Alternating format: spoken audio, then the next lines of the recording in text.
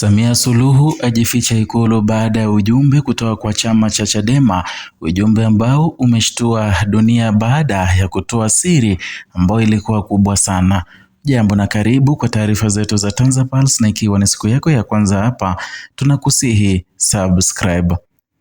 Kukamata na kuachiwa kwa dhamana kwa viongozi wa chama cha demokrasia na maendeleo mkoani Mbeya kumeibua mjadala mkubwa kuhusu uhuru wa kisiasa, matumizi ya mamlaka ya dola na mustakabali wa demokrasia nchini Tanzania. Tukio hilo lilohusisha kukamatwa kwa mwenyekiti wa Chadema mkoa wa Mbeya Masaga Pius Kaloli Januari tarehe 21 mwaka huu, na baadaye mwenyekiti wa Chadema Mbeya vijijini Bi Gertruda Japhet Lengisela Januari tarehe 22 mwaka huu, limechochea maswali mapya kuhusu utekelezaji wa haki za kikatiba na nafasi ya vyama vya upinzani katika anga la siasa nchini Tanzania. Kaloli alikamatwa kwa tuhuma za kufanya mkusanyiko usio halali, lakini alisisitiza kuwa alikuwa akitekeleza majukumu yake ya kawaida ya kisiasa kwa mujibu wa sheria. Baada ya kuachiwa kwa dhamana, alieleza kwa hali ya kisiasa nchini inaonyesha dalili za taifa kuumwa, akirejea kile alichokitaja kuwa ukosefu wa haki, hofu ya viongozi wa ngazi za chini kwa wakubwa wao na mazingira yanayodhoofisha uhuru wa kisiasa. Kwa mujibu wa maelezo ya viongozi wa Chadema, Kaloli alifika kata Inyala, wilaya ya Mbeya vijijini kushiriki shughuli za maombolezo kufuatia kifo cha Edwin Mtei, mmoja wa waasisi wa Chadema na sura muhimu katika historia ya siasa za vyama vingi nchini Tanzania. Mbali na maombolezo, ratiba ilihusisha uwekaji wa jiwe la msingi la jengo la ofisi ya chama tawi la Mwankwenje pamoja na bonanza la mpira wa miguu kuadhimisha miaka 33 ya usajili wa Chadema kama chama cha siasa. Kwa mtazamo wa Chadema, shughuli hizo zilikuwa za amani, wazi na kwa umma na zenye mchanganyiko wa kijamii na kisiasa, hivyo hazikustahili kuingiliwa na vyombo vya dola. Na hata hivyo, polisi walitafsiri mkusanyiko huo kama ukiukwaji wa taratibu za mikusanyiko ya umma, hatua iliyopelekea kukamatwa kwa Kaloli. Akizungumza baada ya kuachiwa, Kaloli alisema kuwa kukamatwa kwake hakuwezi kumzuia kutimiza wajibu wake wa kisiasa. Kauli yake iliungwa mkono na viongozi wengine wa chama, akiwemo mwenyekiti wa Bavicha mkoa wa Mbeya Elisha Chonya, aliyesisitiza kuwa Chadema itaendelea kupigania haki za kikatiba bila uoga. Kwa mujibu wa viongozi hao, kila chama cha siasa kilichosajiliwa kina haki ya kufanya shughuli zake bila kuingiliwa, na vitisho vya kukamatwa haviwezi kuzima harakati za kidemokrasia. Kauli hizi ziliendana na msimamo wa muda mrefu wa Chadema kwamba taratibu za kisheria hutumika kwa upendeleo, zikielekezwa zaidi kwa upinzani kuliko kwa chama tawala. Msimamo huu umejitokeza mara kwa mara katika miaka ya karibuni, hasa wakati wa mikutano ya hadhara na shughuli za maadhimisho ya kisiasa. Hali ya sintofahamu iliongezeka baada ya kukamatwa kwa Bi Gertruda Japhet Lengisela, ambaye ni mwenyekiti wa Chadema Mbeya vijijini usiku wa Januari tarehe 22. Alikamatwa kwa tuhuma za uchochezi, ingawa jeshi la polisi halikubainisha hadharani ni matamshi au vitendo gani vilivyohusishwa na tuhuma hizo.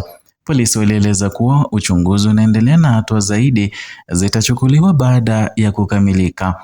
Kwa wachambuzi wa sheria, ukosefu wa wazi katika tuhuma za aina hii mara nyingi huzua wasiwasi kuhusu uhuru wa kujieleza na haki ya mtu kufahamu kwa kina kosa analotuhumiwa nalo. Kanuni za haki ya jinai zinataka tuhuma hizo ziwe wazi ili mtuhumiwa aweze kujitetea ipasavyo. Kikatiba, haki ya kujumuika, kujieleza na kushiriki siasa inalindwa chini ya Katiba ya Jamhuri ya Muungano wa Tanzania ya 1977. Hata hivyo, haki hizi zinaweza kuwekwa chini ya masharti ya kisheria yanayolenga kulinda amani na usalama wa umma. Changamoto, kwa mujibu wa wataalamu wa sheria, iko katika uwiano wa utekelezaji, yaani kuhakikisha kuwa sheria hazitumiki kama chombo cha kubana haki za kisiasa. Ripoti ya Human Rights Watch ya mwaka 2024 imeeleza kwa matumizi mapana ya sheria za mikusanyiko ya umma na makosa ya uchochezi yamekuwa yakikosolewa katika baadhi ya nchi za Afrika Mashariki, ikiwemo Tanzania, kwa kudaiwa kuathiri zaidi vyama vya upinzani kuliko tawala.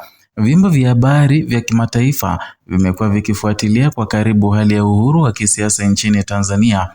Reuters katika tathmini yake ya mazingira ya kisiasa ya Tanzania imeandika kuwa ingawa kumekuwa na ishara ya kufunguka kwa anga la kisiasa katika miaka ya karibuni, bado matukio ya kukamatwa kwa viongozi wa upinzani yanaendelea kuibua maswali kuhusu kasi ya kina cha mageuzi hayo.